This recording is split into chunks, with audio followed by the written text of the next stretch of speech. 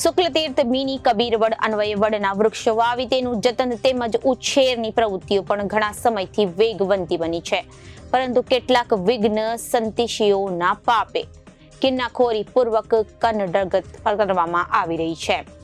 અધરાત મધરાત કોઈ પણ સમય ઉછેરવામાં આવેલા વડના વૃક્ષોને નુકસાન કરીને કાઢી નાખવામાં આવી રહ્યા છે.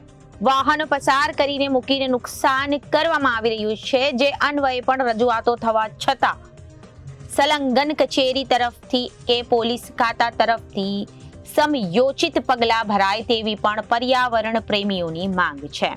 વડલાના વૃક્ષોના ઉછેર માટે વિવિધ પત્રકાર સંઘો, રાજકીય વર્તુળોમાંથી જિલ્લાના ફોરેસ્ટ વિભાગ અધિકારી તેમજ વિવિધ ઔદ્યોગિક એકમોના સંગઠનો, ધાર્મિક સેવાભાવી સંગઠનો તરફથી પણ પ્રોત્સાહન મળી રહ્યું છે. સાથે સાથે એકમોના CSR યોજના અંતર્ગત તરફથી પણ અનેક લોકોએ આ કાર્યને પ્રોત્સાહિત કર્યું છે. ત્યારે પર્યાવરણ જતા અને વૃક્ષ ઉછેરની કામગીરીને સમયોચિત પ્રોત્સાહન સાથે સાથે સંલગ્ન કચેરી તરફથી પ્રોટેક્શન મળે છે તે પણ જરૂરી છે.